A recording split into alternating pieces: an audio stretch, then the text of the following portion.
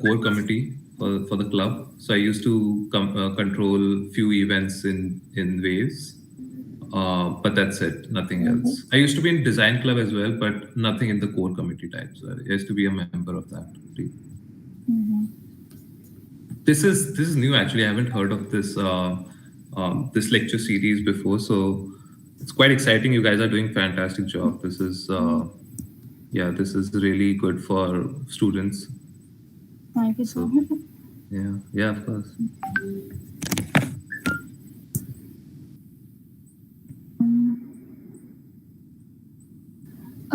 Okay, I think we'll start now.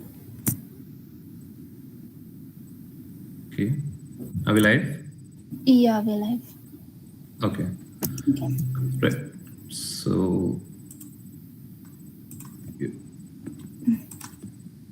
okay. Do you want me to start or are you going first? No.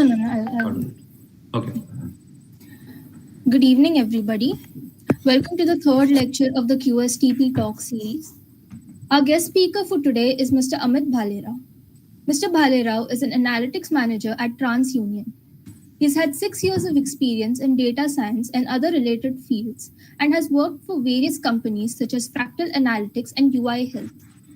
He has done his bachelor's in chemical engineering from BITS Goa and then moved to further pursue a master's in management information systems and business analytics from the University of Illinois, Chicago.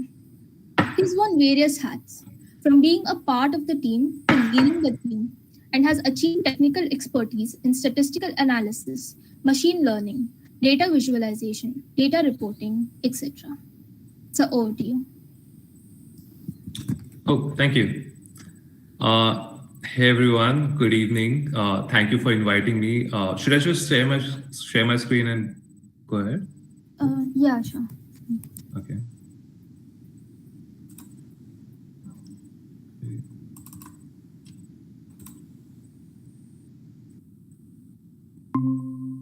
All right. Can you guys see it? Yeah, you can see it. Awesome. Okay. Okay, so let's begin again. Good evening, everyone. This is Amit Bhalerao, and thank you so much for inviting me here. I'm really excited to be here, especially for my own college, BITS Goa. Hi, everyone. I'm really fortunate to feel that this is a great series that you guys are doing for the students across the college, because you get to gain so much experience from different people around the world, and especially from your own seniors like me. So I hope I give you some knowledge today, help you guide maybe in this field which we're going to talk about, and maybe inspire you to join or maybe not join. You should get all the knowledge first and then maybe decide based on that. So yeah, let's jump into the topic. Today we're going to talk about data analytics, mainly data analytics, and a little bit about consulting, the work that I'm doing right now, and a little bit about how to pursue masters in the US. I'm not going to go deep dive into it, but want to show you some perspective and show you some points that I face, so that you guys can get some help if you're planning to pursue some masters in the US. Okay. Let's begin. Okay, so to set the stage, basically, when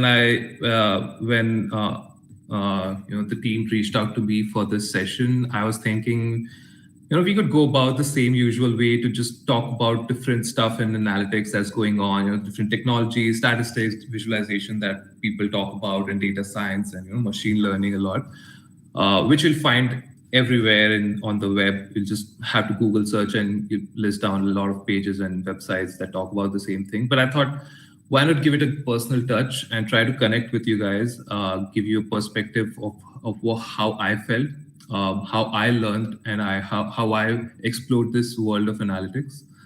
So I thought of why not just take you through a journey and show you from my perspective how I went about it, how I went about learning in this field. And in that process, try to make you understand what analytics is, and also give you pointers on how to approach it from your side at where you guys are right now. And hopefully that will be a little bit interesting, a little bit relatable, because I don't want to bore you with the same stuff that's been going on across the internet, as we see. So hopefully this will help you. Um, so starting with where I started off, basically with bits, of course. So I started bits in 2009 and graduated in 2013. But analytics wasn't introduced in my life till late, not late, but early 2013, late in my fourth year, when I was searching for some alternate career choices, some fields where I can grow my career in. Chemical engineering wasn't my thing. I realized that in like around end of third year or starting of fourth year, and I think the most relatable thing I did with chemical engineering was the PS, the practice school that we guys do. So I realized that it wasn't for me. So I wanted to search other fields that where I would have enjoyed more. And there were few things, there were coding, of course, that's something which people tend to rely on a lot if you're not interested in that field. So that has been booming up since my time. Now it's even boomed further up. So that was one option, but that again was too much further down from my stream. Chemical was very different, so it was a big shift for me there. So that's why I didn't rely on that. And then I came to know about this field called analytics. People were talking about it a little bit, and one big example was about Google, like how Google uses website information or browsing information, your own, and then give you pop-up ads, and how you see ads everywhere you go on some websites. And that's how I came to know that, this is how they're using the data for us, from what we browse, from what we try to search and maybe shop, and they give us ads based on that. And that's how I got a little bit interested in that. In fact, a funny story that I came to know based on some data and analytics was that there's a supermarket in US who collects data, right? You get these promotion emails from them. And what happened to one of the girls here is that she started to get some product or some promotion emails about having a baby, like the emails that you would get for a pregnant lady. So she used to get this baby products and all the things that a pregnant woman would need. So her father came to know, and then he was furious. So he went to that supermarket, and he just shouted out everything, that how can you send these emails to my daughter? It's so misleading that you're trying to encourage her to get pregnant. And he was very angry. But it came to know they came to know later on. They investigated and came to know that eventually the girl was actually searching for the products, and that's why she was getting all these emails. And eventually they came to know that the girls were actually pregnant. So basically, the moral of the story is that don't get pregnant in your teenage. No, I'm just kidding. That's not the moral. The main moral is that how this supermarket was tracking the data of this girl.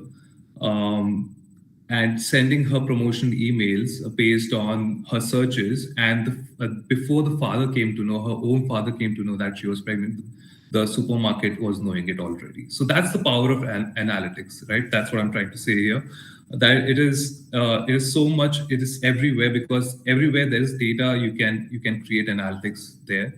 And when I was starting off with my field in analytics, there wasn't many companies who were doing analytics. There used to be these startup firms and these little established companies who used to get contracts with the big companies, work with them, and then try to solve their issues or try to work with their analytics. And there was not many companies with their own branches of analytics. Now these days, you have analytics in possibly every field. You have it in finance, you have it in manufacturing, you have it in IT, of course, and then web-based services. Everywhere you see there's of course analytics there. So point of the slide is that we are surrounded by analytics now. So if you are trying to get into this field, try to search around, try to see what you can learn from this and what you can, what you want this from this field, right? Where you want to work. Try to go around on different companies like Google, Microsoft, and try to see what kind of roles they have on analytics. They have these positions open right on their career website. So try to go and see how they how they position their roles, what they want in their roles.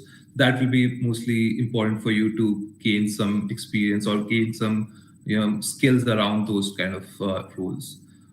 Try to search that and try to learn around if analytics is for you, because now there's ton of data, ton of information around on the internet for you to know about this field. So definitely that's something good for you to just start off to see if analytics is for you or not, because I didn't have that option. So of course you guys should go around and see what it is. Okay. Moving on, next I moved on from I graduated from BITS and then went on into the first job that I had. I stayed there for around three and a half years. And that's when I was actually introduced to analytics, actually started working on it. And the first thing that I came to know about it was the databases, right? Databases is the basic baseline of analytics, because you're storing the data, right? You have so much data in the world. Like, for example, the supermarket I was talking about, that supermarket would be storing data on all the transactions they're doing in a day.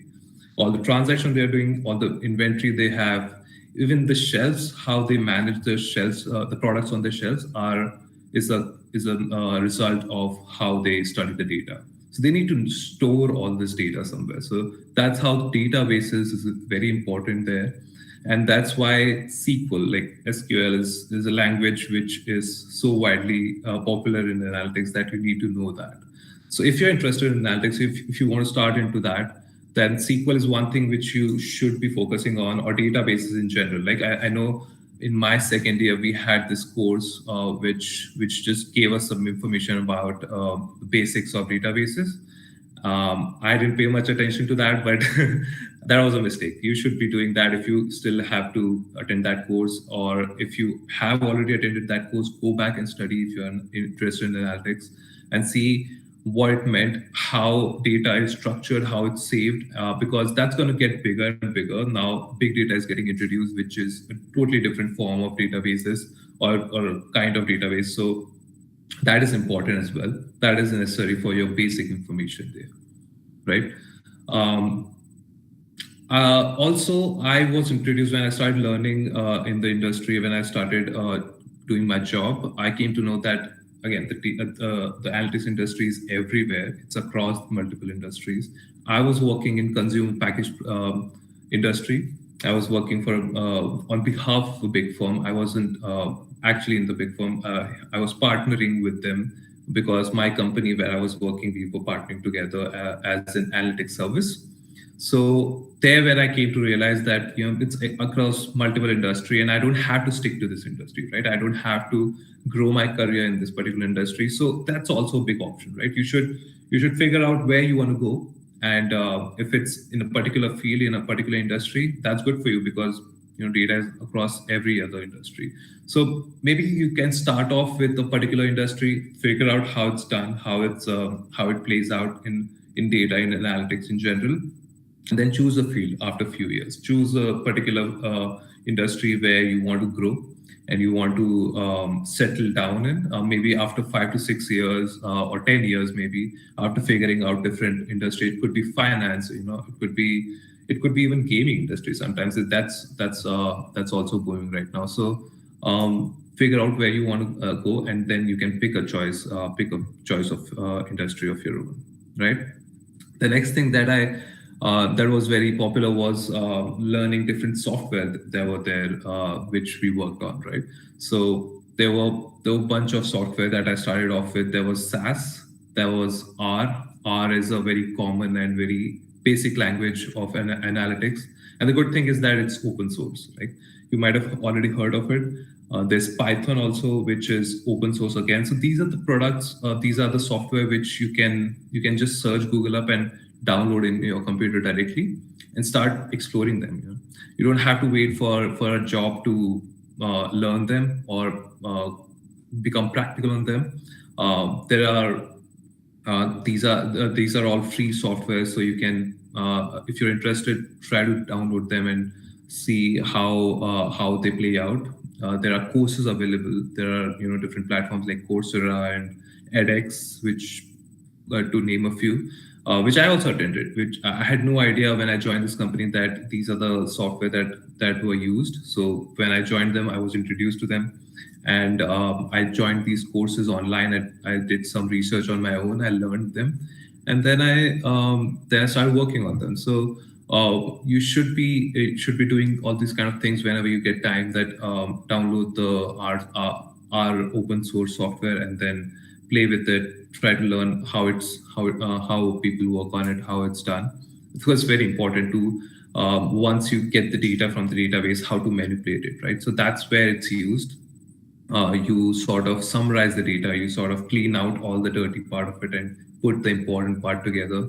All those kind of things. The manipulation of the data takes place in these software. So it's kind of very basic analytics that's involved there. And then finally, the visualization. So once you have the data, so there are three layers, right? We started with storing the data in databases. Then you have softwares that manipulate these kind of data. And then finally, to visualize them, because you can't see a lot of just table rows and columns and try to interpret anything from that. You need to summarize them in the form of visualization. And there are different tools for that. There's MS Excel, which is very basic. Everyone has that. There is Tableau, there is Spotfire named software. But the thing is that I understand that these are licensed software and you might not be able to get access to these. But what you can get access is MS Excel, which is definitely around everywhere in the Microsoft suite. So try to play with it, get some smaller set of data. Try to create charts and tables, cross tables with it, which are in shorter form, which can give you a lot of insights in themselves, right? It doesn't have to be a huge database comprised in a form of chart only. It can be comprised in a smaller table, a cross table, an aggregated table, which could give you a lot of information, right? So that's where I started off, and I would give you one more tip. Like there are these websites which gives you different data sets. I'm forgetting the name, but these websites, you can download the data from there. There are questionnaires. There are business problems listed down related to that data. Like you'll have a data of the supermarket, and they'll ask you to solve a particular sales issue that they're having. Maybe sales are declining for a particular product, right?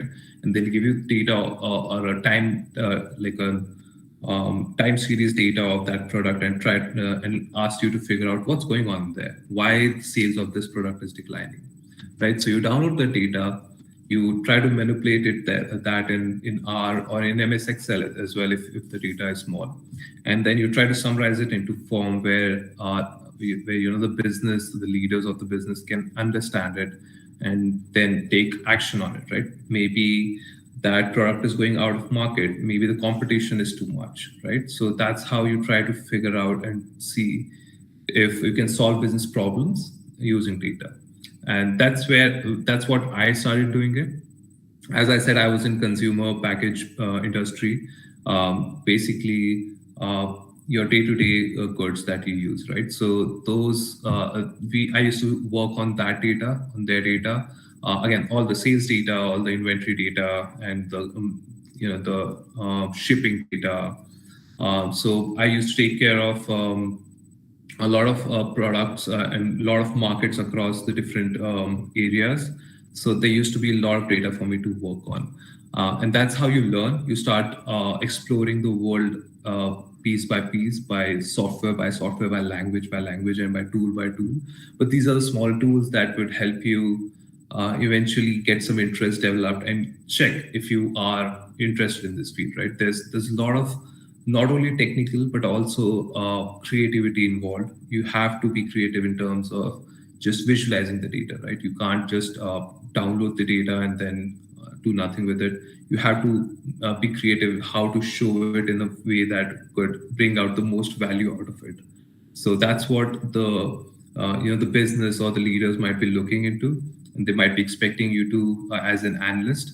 And that's what I started doing in these 3 years, and that was the baseline for me, where I felt that okay, this is a good piece for me. This is a place where I could build my career, and that's when I thought of pursuing a further knowledge in this, further degree in this, and that's when I went ahead and pursued my master's degree in analytics. 2016 until present, I'm working in this field. I had a couple of years in college. I pursued my master's degree.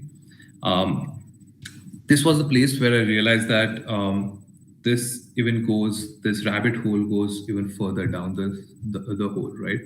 It doesn't stop at just getting the data and just downloading it and presenting it in form of reports, but there are multiple layers to it, and that layer goes down in terms of different data mining techniques, in different machine learning techniques. In fact, even artificial intelligence you can talk about using the data, right? So that's where I learned all these things. There were statistic tools or statistical techniques that I got introduced to, modeling techniques and supervised and unsupervised techniques. These are big terms I'm throwing at you, or you might be knowing it already. I'm not sure, but I want to let you know that after you're done with the basic knowledge of analytics, you get introduced with all these kind of different bigger techniques, which will help you even further use this data down. And it's used to even predict future stuff. So how people would forecast their sales using the products, or using the sales or information, or in fact how the trend of the industry is going on. We use this data to eventually predict how a particular product will do, or how even a person would do. For example, like I'm working in this field right now, where they predict how a person would be able to pay off their loan or not. So you know how banks offer these loans, and big loans, right? There's a lot of money involved, so they want to know that the person will be able to pay back them the loan or not. So they can't just see at the income statement and say that, okay, you're making so much money, so we can give you that much loan. But he might or she might be having a lot of debt on their file as well, right? They might be having a separate other loans, or different type of loans, credit card loans or auto car loans on their file as well. So it's not always easy to figure out whom to give out loans to individuals, right? So what my company does right now is they collect all this data from their history, from different areas, from different previous loans or previous banks that they have worked with, or they have purchased products from, and they try to figure out what would be their payment behavior. Will they be able to pay back the bank the loan they have borrowed already or not? So that's what we do. So we try to predict if how well a person is capable of paying off their borrowed money, and that's what you can do with data, right? You can even go further and predict behavior of individuals. How you can see how people can purchase products, or how are they going to be how the market is going to drive different stuff. For example, social media, right? Social media is a big place for data.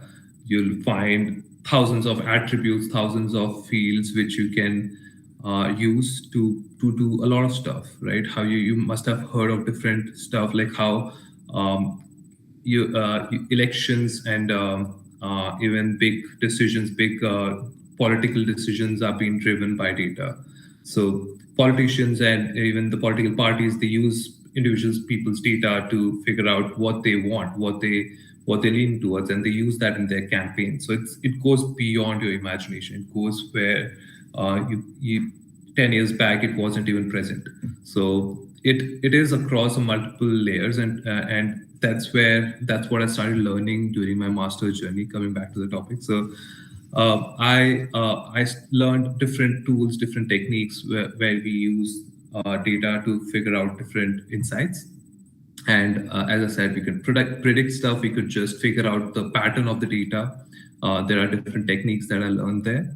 And I worked on a lot of different projects. I worked on, I participated in a lot of competitions.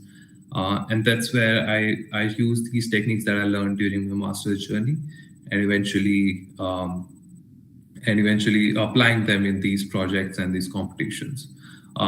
Just give you some idea again, the website that I was talking about, which would give you this data set, and then you can download that data and so you can download this data and then eventually work on some business problem that they've mentioned. We used to do a lot of that. So if you're interested in analytics, definitely my recommendation would be that you should try out these kind of websites which provides data sets, free data sets. You don't have to pay anything. And then you can start working on their business problems. You can see how they maybe solve business problems, how they come up with different solutions. And these websites also would give you different people solutions and what they've given in the past. So you learn through that. You learn how to summarize the data, to collapse it into a way which will be helpful for businesses to solve their problems. So definitely you should explore those kind of things. And eventually, a final thing that I would like to talk is the consulting experience. Now, as a consultant, what we do basically is, as an analytics consultant or technical consultant, you can say, we work with different customers. We work with companies who uses a lot of data, specifically the data which we work on, the financial and credit data. So these companies, they also use that data. They also have problems and business issues that they come to us with. So as a consultant, I work on those data set. I try to solve those problems, and then eventually I try to communicate them back to them in their own words. Right? They are not very technical. They might not be very technical, or they might be, but majorly they are not very technical, and that's what our work is. That we try to communicate them with very basic knowledge and giving them answers and supplying them with insight that is understood by them. So that's very important in consulting field. If you're trying to be a consultant, if you want to pursue that field, then I would say try to work on your communication skills and try to see how confidently you can present some insights, or try to maybe sell a kind of product or data product that you worked on to these companies, to these clients. What I also do is we have these kind of set products that are there, which we have worked on and we have created them. And these are all based out of analytics and data. Using the data, we have created these products which people can directly pick up and use. So we try to sell those as well. We try to communicate that what are the benefits of them, and again in layman terms which they can understand, not very technical. So this is also a very important aspect of my job, that I need to be very open in terms of what I communicate, and not go into jargons and big words which they might not be able to understand. So that comes later on, but if you are interested, try to work on how you would try to see how different consultants around you might be working, and how they what tools they use, and how they eventually sell their products or work with their clients to give them the best solutions possible. Right. So that's basically how I got introduced to the world of data science eventually. Data science is a field or a term that is widely used everywhere. Don't get confused with big terms like data analytics and data science, data mining. These are all basically more or less the same. You should start with the very basic, as I said, that try to work on a smaller set of data, see what problem it can solve, what problem is being asked for to work on this data and solve it. So try to solve that and slowly get into the groove of it. try to work on these software that I mentioned. That is R. SAS is also great software, but it's licensed, so you might not have the access to it.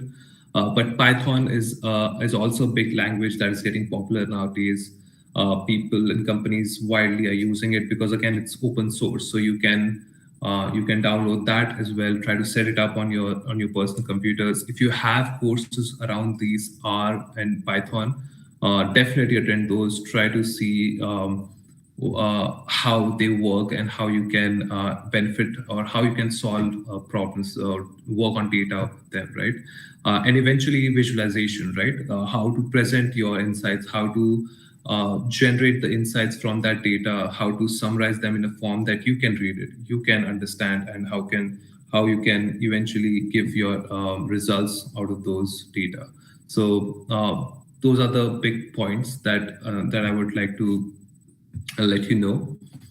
And eventually to summarize, right? So we talked about how statistic is important, like not just statistic, but different techniques that I learned in my masters, right? There are different machine learning techniques. There's different modeling techniques, predicting techniques. Like time series is a big tool that we used to work on, or we work these days as well. But statistics is a big portion in analytics. You should be familiarized with basic terms like average, medium. We've already learned those in school, right? But I think in my time, in my bits years, we used to have this course called probability and statistics. So if you guys have that still, definitely take up that course. In fact, if there's an advanced course based on those techniques, go ahead and do that course, because that will be really helpful for you in your career as in analytics. So statistics is a big part of analytics for sure. Then the second tier is the technology, right? So like we talked about different tools and different software which I've worked on before. Microsoft Excel is a very basic and thing that is useful, that you should be picking up and learning them, right? It looks like that Microsoft Excel, let me tell you, which I didn't know before I joined my first job, that Microsoft Excel looks like a very small piece of software which has some rows and columns when you open them up, and you can prepare your budgeting sheets or something, that a list of things that you are interested in. But it does a lot of things. So if you're interested in going into this field, I would say search up, dig up courses that are there on Microsoft Excel. If there are lectures or different videos on YouTube which explains advanced Microsoft Excel, you should try to learn those, because it is very handy. It is definitely the most basic and most widely used tool in this industry. So that should be your basic point of starting point, where you can learn one of the technologies in this field in analytics. Then, as I said, R and Python are again further upgraded versions of software which you can go ahead and learn. If you're very serious and you want to definitely join analytics, then that is something will be helpful for you as well. And you might not have any professional experience by the time you give an interview for an analytics field, but let them know, let the interviewer know that you worked on these, you're aware of these softwares. That is actually a big deal, because many of the people who joined, at least when I joined an analytics firm, I was not aware of these softwares. I was just basically knowing SQL, and that was it. So if you know these kind of technology and software already on your resume, if you have even worked on virtual projects, or not just real world projects but dummy projects, you have an upper hand on that. So when you interview for these firms, or for analytics firms, or analytics position wherever, and you show these credibility, they'll be impressed definitely, because you already have a heads up there. SQL, as I said, is the most basic knowledge language that you shouldn't be knowing, because again, SQL is useful to just download the data, starting point of the analytics. So when you have the database, you need to know how to get the data from that database. It is so used sometimes that it gets very complicated. So try to learn if you already done a basic course of SQL, try to get some knowledge about advanced SQL. That might also get sometimes complicated. So that's an area where you should be exploring as well. And lastly, business, right? So business is a big tire, or where the analytics actually joins up. So after adding statistics and technology together, business is another key part which you should be aware of. Now, as I said, we work on different business issues or business problems. For example, like I gave, in a supermarket, if the sales of a product is going down, or if the customers are not coming in a lot in the superstore, or at a very high scale, it could be just that the country of a multinational company might not be doing very good, or maybe a region of that company might not be doing as good. So that's where you need to know the business knowledge of your industry. And as I said, that this industry, or this analytics, this field of analytics, is spread across industries. You have an option of joining any sort of industry you would like, right? So decide on that. Think upon that, where you would like to start off, or maybe not even start off anywhere, and then further down the road, when you gain some experience of 5-6 years, try to see which industry you like, which kind of data you like, which kind of problem solving or business problems that you would like to solve, right? So business, that's why plays a big role in analytics. I'm saying that because business, you need to know how the business works, right? You need to know how what are the rules of business that plays into the data, so that you can solve problems of the data related to that business, right? You need to know the nitty-gritty and the smaller things that can help you realize what is the solution of a data, and that's where you will pivot towards to solving that particular problem. So that's why it's also very important. Like, I work in credit industry right now, so how I said that banks gives out loans, and then we try to use the data to solve those problems related to that. So you need to know different. I needed to know a lot of details of what goes into banking industry, or what goes into credit industry. We need to know what different type of loans are there, what different areas or fields or process of providing a loan is involved, who are the stakeholders involved, right? What are the different rules of the banks? So that's why the business comes out to be a big part of your field. So that's why I would say that if you're interested in analytics, don't only just jump into any field. Try to see which industry you would like to join particularly, and that's how try to learn towards that particular field, and eventually you will settle up with a field which is best for your scenario. So those are the big tires of analytics, I would say. And you could start off right now, if you're in, let's say, second year or third year of your bits journey. Just pick up these basic things and try to see if analytics is for you, and if it is, then go even further down and try to see how you can master up that field even before you graduate. That will be a big leap already in your career. So that's about all about my job, and how I came into this industry, how I learned different stuff, and hopefully I was able to give you some perspective on how to begin in data analytics, right? Moving on to the second topic of our day, and I'll keep it quick because I know we need to keep some time for questions. I'll talk about a little bit in the field of or in the area of masters in analytics, or pursuing masters in general in the US. Well, my basic understanding was that when I realized that I want to make a career in this industry, I want to stick to this industry after 3 years of my job after graduation. I thought that I haven't had a full-fledged knowledge or a degree in analytics, right? I was a chemical engineer. Technically, I'm still a chemical engineer. So I did not have any education, any background in analytics, and that's where I feel that was a gap. And I thought, why not do post graduation in this particular field? And there were not many courses. Now I'm not sure how the situation is in India right now. I think there are many courses available by, say, IIMs or big institutes who provide courses specifically for analytics. But in my time, I did not have any of those. So I turned to US. I saw what all courses are available outside India, and I figured out that this degree or this master's in analytics is already established in US. They've been running these courses for like about 10 years, and they have mastered their curriculum properly. They know what to teach to students.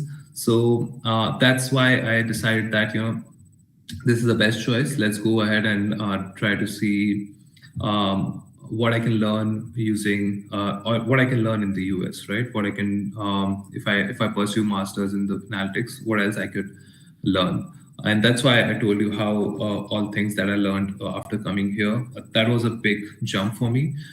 So again, for you guys, if you guys figure out, and maybe it could be by the end of your graduation, you figure out that okay, analytics is for you, and maybe you want to take a further down step to analytics and take even deeper dive into that field. I would definitely recommend having done a master's in the analytics. It could be in India if there are established courses now, or it could be in the US, right? But of course, for the US, I would point out a few things that you might be useful for you.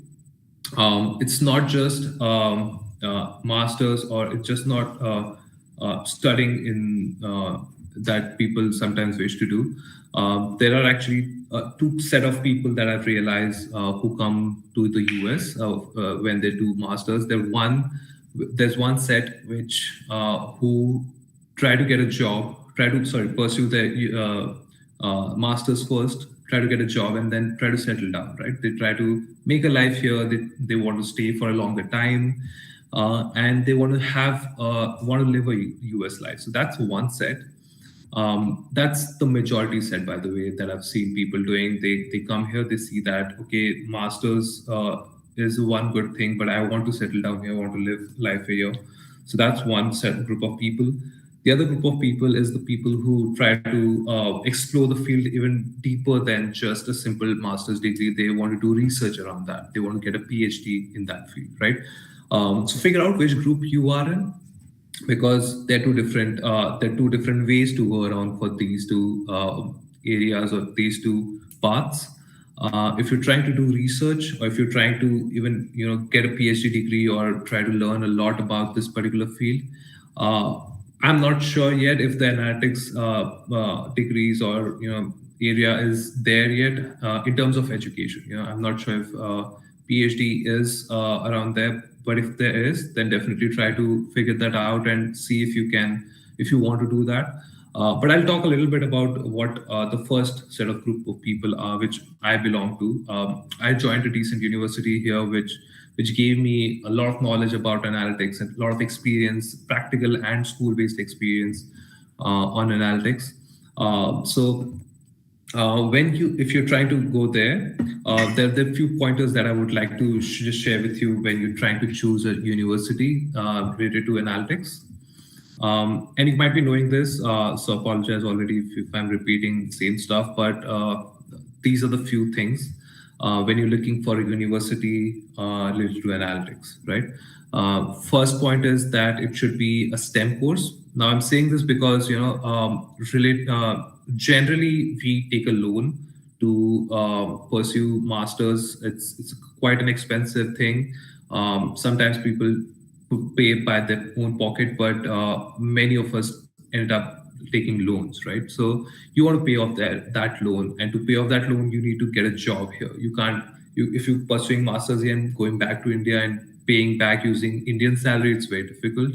It's quite a big loan amount. So what people generally do is they pursue their masters, they get a job here, and to get a job, you need to have a valid work visa. To work out that, these STEM courses provide you 3 years after your graduation for you to stay in US, work in the US companies, get paid on US salaries without having a work visa, without having the H-1B visa that we all know about. So that's why if that's only possible when the course is a STEM course. STEM is science, technology, engineering, maths. I think so, maths. Yeah. So if your course and specifically analytics is within these four categories, and generally it is. Sometimes there might be some universities which might not be offering STEM specific courses, or your analytics course might not be falling into as a STEM course. But check that out. It should be a STEM course so that you get 3 years of working eligibility in the US. You don't have to wait for H-1B visa. And at least those 3 years will be helpful for you to gain enough money to at least pay off your loan, and then save enough for you to, even if you want to go back to India, you'll have enough money savings for you to go back and settle down and start a job there. So check out if your course in analytics is a STEM course. Second thing I would say is, when you're selecting a university, try to see if it's in one of the big cities.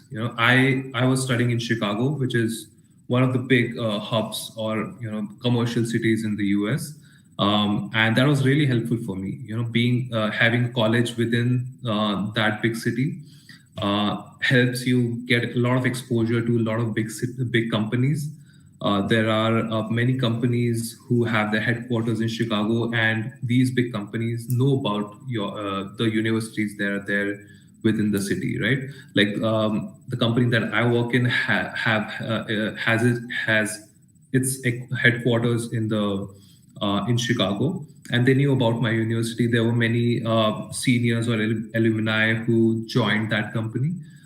So they were familiar with the university. They were familiar with the course that I was doing. So this is helpful a lot when you try to get a job after your master's. So location matters a lot. Try to see a university which is within a big city like San Francisco or Chicago, New York, Dallas, Houston, Seattle. So these are the big cities where if you find a university, that's really helpful for you. And lastly, try to see if the university offers on-campus job opportunities.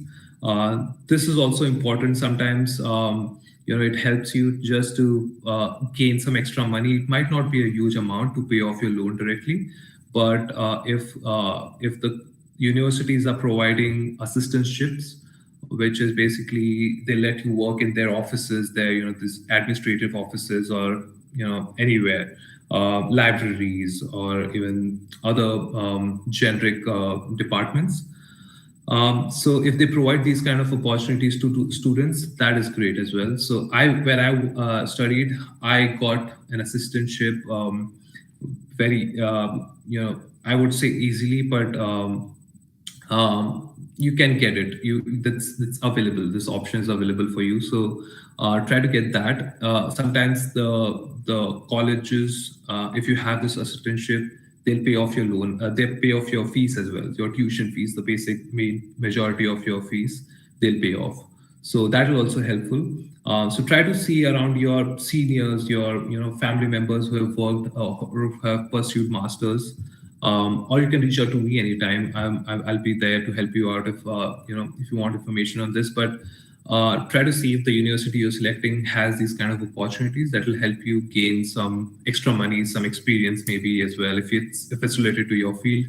And eventually you can when you move out of that, graduate from that master's degree, you'll have at least some amount in your bank and some experience also on your file. So those are the few points that you should be looking out that I did not look at first. So hopefully that is helpful for you to when you try to see which university to pick.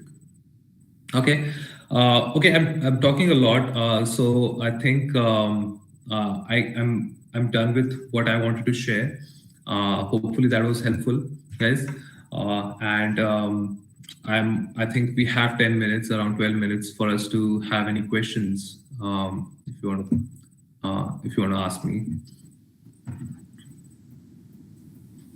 So most of the topics were covered so beautifully that we do not have that many questions. But one question I would like to ask is, how was your GRE exam preparation and the experience of the exam? Good question, actually. So I didn't cover that. So GRE is I did that when I was working already, right? So when I discussed that between 2013 to 2016, I was working. So that time itself, I prepared for GRE, and I would say it's not that tough. If you're trying to aim for a very high score, then it's maybe a different. Uh, you should be approaching it by a different way. Maybe give up the job for some time and try to focus only on GRE and try to gain a very good score. But I would say when you're trying to search for a decent university, somewhere between 315 to 320, 325. I'm not sure if the pattern is the same right now, but that should be good enough for you. And for that, you can do it while you're working as well. Or you're studying in your fourth year as well, if you want to directly go after your BITS graduation. So it was quant and verbal, right? So I focus mostly on quant because that was my strong point, and I would say try to focus on one of these areas where you are stronger at, and eventually try to score maximum in either of these areas, and try to score as much as based on your understanding. But for me, it was mostly quant, so I focused on quant and try to have the highest score possible there. That's what, like, a short description of how I got my GRE covered. Was that helpful? Was that Yeah, good that one? was Okay. very helpful. Also, since you have done your bachelor's in India and master's abroad, what is the difference in culture in a college in India and somewhere abroad? Like in terms of general lifestyle and academic culture, how it works? Yeah, again, a good question. So, masters, I think I would say that it's almost similar how we have in India. You get more focused on your studies. You don't get much. You don't go and participate in many of these activities or departments like we have in BITS or in your bachelor's time in any college in India.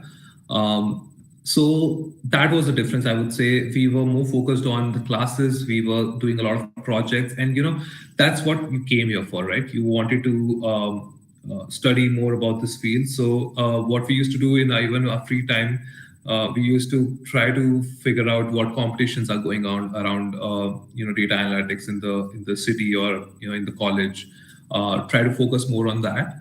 So that was the cultural difference, and that was mostly the difference in masters and bachelors. For me, in bachelors, I was all over the place, right? We were doing all sort of departmental work, and around the festivals and everything.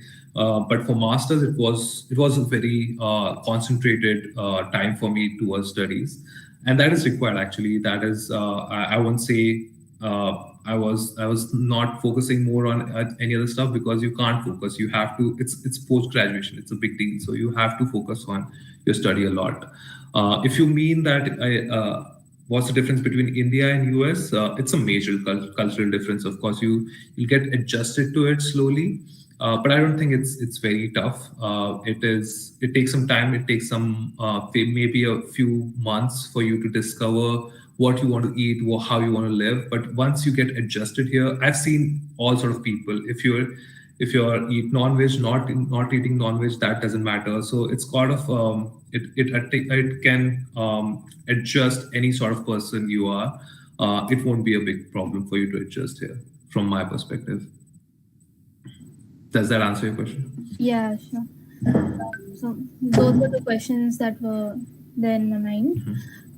Yeah. That was Um, Go ahead. that was an amazing session, sir. Rajala, thank you on behalf of the Quark organizing committee for taking time out of your busy schedule and being with us this early in the morning. I'm sure everyone has learned a lot from this session.